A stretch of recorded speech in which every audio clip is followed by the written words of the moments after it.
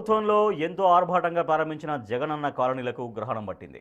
కడప జిల్లాలో సొంతిళ్లు లేని వారికి సొంత ఇంటి కల నెరవేరుస్తామంటూ ఒకేసారి 80,000 మందికి గృహాలను మంజూరు చేసింది జగన్ ప్రభుత్వం. ఇందులో అర్బన్ పరిధిలో 60,000 మందికి సెంటు స్థలం కేటాయించారు అధికారులు. ఇంటి స్థలాలు కేటాయించిన ఇళ్ల నిర్మాణాలకు అవసరమైన మౌలిక వసతులతో పాటు నీటి సరఫరా కల్పించకపోవడంతో నిర్మాణాలు పునాదులకే పరిమితమయ్యాయి. కడప జిల్లాలో కడప నగరంలో ఉన్నటువంటి గత ప్రభుత్వ హయాంలో జగనన్న కాలనీ పేరుతో సెంటు స్థలం పట్టణాల్లో అదేవిధంగా పల్లెల్లో 1.5 సెంటు స్థలం ఇచ్చి ఎక్కడ పడితే అక్కడ ఊర్లకు సుదూరంగా కొండల మీద గుట్టల మీద నివాసానికి అనువుగా చోట్ల ఇళ్ల స్థలాలు ఇవ్వడం ద్వారా చాలామంది అక్కడ ఇల్లు కట్టుకునే ఇల్లు కూడా గుణాది స్థాయిలోనే కట్టుకోవడము, దాని తర్వాత అక్కడ నివాసానికి ఇబ్బందిగా ఉండి అక్కడ ఇల్లును పరిపూర్తి చేయలేకపోయినా అక్కడ మౌలిక వసతులు కూడా ప్రభుత్వం రోడ్లు కానీ వాటర్ సంబంధించి కావచ్చు, విద్యుత్ సంబంధించి దాంట్లో పరిపూర్తిగా మౌలిక వసతులు కల్పించడంలో గత ప్రభుత్వం పూర్తిగా వైఫల్యం చెందింది.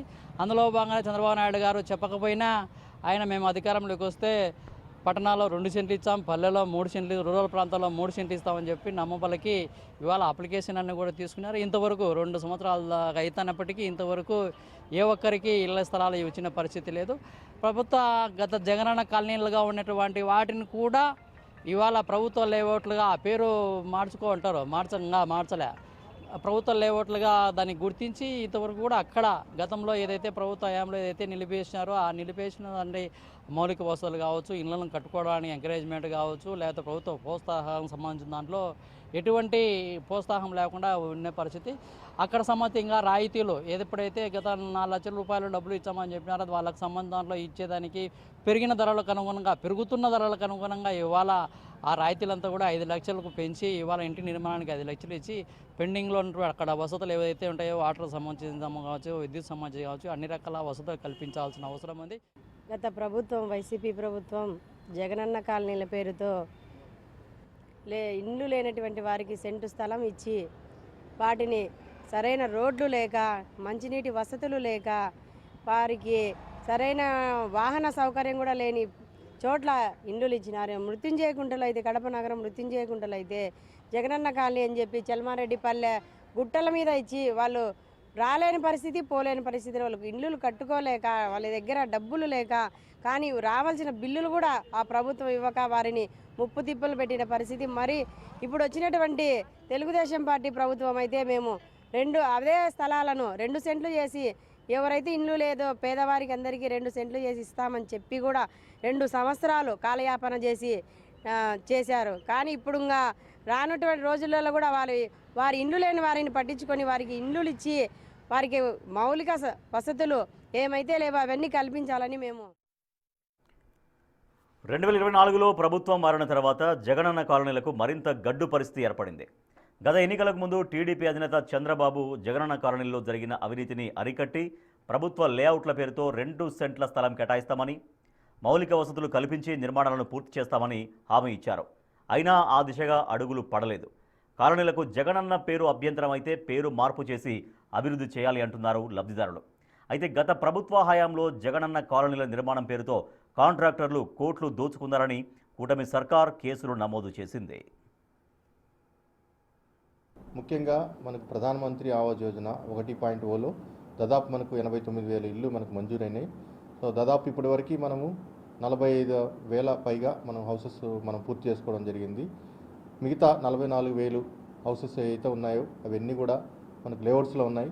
ముఖ్యంగా అర్బన్ లేఅవుట్స్లో అంటే మున్సిపాలిటీస్లో ఉండే లేఅవుట్స్లో ఎక్కువ భాగం మనకు 60,000 దాకా హౌసెస్ ఉండడం, అక్కడ మనకి ఇన్ఫ్రాస్ట్రక్చర్ ఏదైతే వాటర్ సప్లై కానీ రోడ్స్ కానీ లేకపోవడం వల్ల మన లబ్ధిదారులకు ఎన్నిసార్లు నోటీసులు ఇప్పించినప్పటికీ, ఎన్నిసార్లు వాళ్ళని మొబిలైజ్ చేసినప్పటికీ కొంత అక్కడికి వచ్చి ఉండడానికి వాళ్ళు సుముఖంగా లేరు. అక్కడ ఈ నీటి సదుపాయం కానీ రోడ్స్ కానీ వచ్చినట్లయితే వాళ్ళు రావడానికి అవకాశం ఉంటుంది. సో మనకు రావాల్సిన బకాయిలు దాదాపు 10 కోట్ల పైనే ఉన్నాయి. ఇవన్నీ కూడా మనం ఫైనాన్స్ డిపార్ట్మెంట్కి రాసి పంపడం జరిగింది. సో ఇవి వచ్చినట్లయితే మనం లేఅవుట్లలో కూడా మనం ఇంప్రూవ్మెంట్ అనేది చూపించడానికి వీలవుతుంది.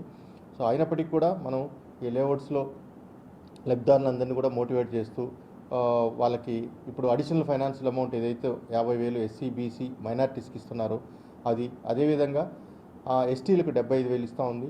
వాటిని కూడా వాళ్ళకి అందజేస్తూ వాటిని ఆ స్కీములోకి అడిషనల్ ఫైనాన్షియల్ అమౌంట్లోకి వాళ్ళని తీసుకెళ్తూ చాలామందిని మొబిలైజ్ చేస్తూ ఎంకరేజ్ చేస్తూ పోతున్నాము. సో వీలైనంత వరకు అవి కూడా గ్రౌండ్ చేయడానికి మేము సాయశక్తుల ప్రయత్నం చేస్తూ ఉన్నాము. అదేవిధంగా మనకు ఇప్పుడు అర్బన్ ఏరియాలో ఏదైతే కొత్తగా PMY 2.0లో మనకు హౌసెస్ వచ్చినాయో దాదాపు మనకు 1800 గృహాలు మనకు వచ్చినాయి జిల్లా మొత్తం మీద. 1800 గృహాల్లో కూడా మనం దాదాపు 1200 గృహాలు మనం గ్రౌండ్ చేసుకోగలిగినాం 70%. సో మిగతాయి కూడా త్వరలో గ్రౌండ్ చేస్తాము, ఎందుకంటే ఆ స్కీమ్ కొత్తగా రీసెంట్గానే వచ్చింది అది. సో ఇదేదైతే స్థలాలు ఉండి ఇల్లు కట్టుకునే వాళ్ళను మనం ఇంకా ఎంకరేజ్ చేసుకుంటూ పోతున్నాము. ఇంకా ఎవరైనా ముందుకు వచ్చినట్టయితే వాళ్ళందరికీ కూడా మనము స్థలం ఉండి ఇల్లు కట్టుకునే వాళ్ళు ఉంటే వాళ్ళందరికీ ఆన్లైన్ చేసి మనం ఇస్తున్నాము. అంటే ఈ ఫేస్డ్ బ్యానర్లో జరుగుతున్నాయి. 2 నెలలకు ఒకసారి 3 నెలలకు ఒకసారి మనకు ఢిల్లీలో CSMC మీటింగ్ అనేది ఒకటి జరుగుతుంది. ఆ మీటింగ్లో మనకు శాంక్షన్స్ అనేది రావడం జరుగుతుంది. కాబట్టి ఈ స్కీమ్ అనేది కంటిన్యూ జరుగుతుంది. సో దీన్ని కూడా మనం ముందుకు తీసుకెళ్లేదానికి అందరినీ కూడా లబ్ధిదారులను మోటివేట్ చేస్తూ వస్తున్నాము. ప్రధానమంత్రి ఆవాస్ యోజన 2.0 కింద మంజూరైన 30,000 ఇండ్లు అత్యంత వేగంగా నిర్మిస్తామని ఒకవైపు అధికారులు చెబుతుంటే మధ్యలో ఆగిపోయిన జగనన్న కాలనీలపై దృష్టి సారించాలని ప్రజా సంఘాల నేతలు డిమాండ్ చేస్తున్నారు. మరి ప్రభుత్వం ఇప్పటికైనా జగనన్న కాలనీలను ప్రభుత్వ లేఅవుట్లుగా గుర్తించి అభివృద్ధి చేసి పేదవారి సొంతింటి కల నెరవేరుస్తుందా లేదా చూడాలి. మరి అత్యంత ఆడంబరంగా ప్రారంభించిన జగనన్న కాలనీల నిర్మాణం మధ్యలోనే ఆగిపోయింది. వీటికి సంబంధించి కూడా ఇప్పుడు మనం కడప నగరం ఒక కాలనీలో ఉన్నాం. ఆ కాలనీలు దాదాపు చాలా వరకు 1000 ఇండ్లు ఇక్కడ కేటాయించారు. అయితే వీటికి సంబంధించి కూడా కేవలం 100ల సంఖ్యలో మాత్రం ఒక మోస్తరుగా దాదాపు అంటే దగ్గర స్లాబ్ స్టేజ్ వరకు చాలా వరకు ఆ నిర్మాణాలు జరిగాయి. వాటికి సంబంధించి కూడా ఇంకా దాదాపు 70% నిర్మాణాలు కేవలం పునాదులుగా పరిమితమయ్యాయి. అసలు ఎందుకు ఇలాంటి పరిస్థితులు కొంది? గత ప్రభుత్వ హయాంలో వీటిని అత్యంత ఆడంబరంగా ప్రారంభించారు. ప్రతి పేదవాడికి ఇల్లు కళ సాకారం చేస్తాం, ప్రతి ఒక్క పేదవాడు సొంతింట్లో ఉండాలంటూ కూడా గత ప్రభుత్వ హయాంలో తీసుకునే నిర్ణయం అది ప్రజలు హర్షించారు. అయితే వాటికి సంబంధించి కూడా ఆ తర్వాత జరిగిన పరిణామాల నేపథ్యంలో ఆ ఇల్లు దాదాపు చాలా వరకు పునాదుల స్టేజ్ వరకే ఆగిపోయాయి. ఎందుకంటే వాటి సంబంధించి చాలా వరకు పేదవాళ్ళు ఇల్లు నిర్మించుకునే స్తోమత లేకపోవడం వాటి సంబంధించి. అయితే గత ప్రభుత్వ హయాంలో వీటికి సంబంధించి ప్రతి పేదవాడికి ఆ ఇంటి నిర్మించే క్రమంలో ఆ ఇండ్లు పేదవాళ్ళు ఇండ్లు నిర్మించుకునే పరిస్థితుల్లో దాదాపు ఆప్షన్ C ఆధ్వర్యంలో ప్రభుత్వమే వాటి నిర్మాణం చేపడుతుంది. వాటికి నిర్మించి వాటికి ఇళ్ళకి లబ్ధిదారునికి గృహాన్ని కేటాయిస్తూ ఉంటే ఏదైతే చెప్పారో ఆ తర్వాత వాటి వైపు దాపు నిధులలేమి కావచ్చు, లేదంటే అధికారుల అవినీతి కావచ్చు, వీటికి సంబంధించి కూడా ఏదైతే ప్రభుత్వం కాంట్రాక్టర్లకు వాటి నిధులు బదలాయింపు చేసి వాటి నిర్మాణం చేపట్టాలని ఒకవైపు ఆదేశాలు ఇచ్చింది. ఆ తర్వాత కాంట్రాక్టర్లకు కేవలం దోపిడీకి తెరలేపి వాటి సంబంధించి నిర్మాణాలను పునాదుల వరకే వాటిని నిర్మించి ఆ తర్వాత నిధులు వాటి సంబంధించి డ్రా చేసిన తర్వాత వాటిని వదిలేసి వెళ్ళిపోయారు. ఆ తర్వాత ప్రభుత్వం మారడం, ఆ తర్వాత వీటి వైపు ప్రభుత్వాలు కన్నెత్తి చూడకపోవడం, ఆ తర్వాత ఈ నిర్మాణాలన్నింటి కూడా మధ్యలోనే ఆగిపోయాయి. వీటికి సంబంధించి అయితే ఇప్పటి వరకు ఏదైతే గృహ నిర్మాణ శాఖ అధికారులు వారు ఎవరు కూడా వీటి వైపు కన్నెత్తి కూడా చూసే పరిస్థితి లేదు. వీటికి సంబంధించి ఇప్పటికే గత ప్రభుత్వ హయాంలో ఏవైతే కాంట్రాక్టర్లు వాటికి అంతా నిధులు ఇప్పటికే పూర్తి స్థాయిలో వాటిని వినియోగించారు. వాటి సంబంధించి ఇప్పటివరకు జగనన్న కాలనీ ఏదైతే నిధులు కట్టించి వాటి అన్ని పూర్తి స్థాయిలో వాటి ఖర్చు చేశారు. తర్వాత వాటికి కేటాయించే పరిస్థితి అంటే కూడా ఏదైతే హౌసింగ్ శాఖ అధికారులు చెప్తారు. అయితే ఇప్పుడు వీటికి ఎవరు బాధ్యులు? ఎందుకు ప్రభుత్వం వీటిపై దృష్టి సారించడం లేదు?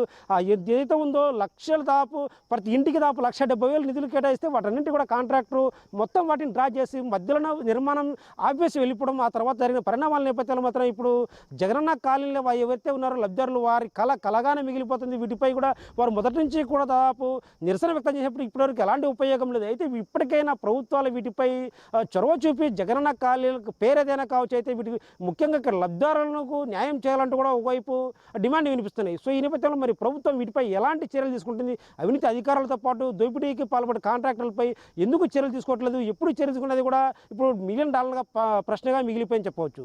కెమెరా పర్సన్ సుదర్శన్తో శివ, బిగ్ టీవీ, జగనన్న కాలనీల నుంచి.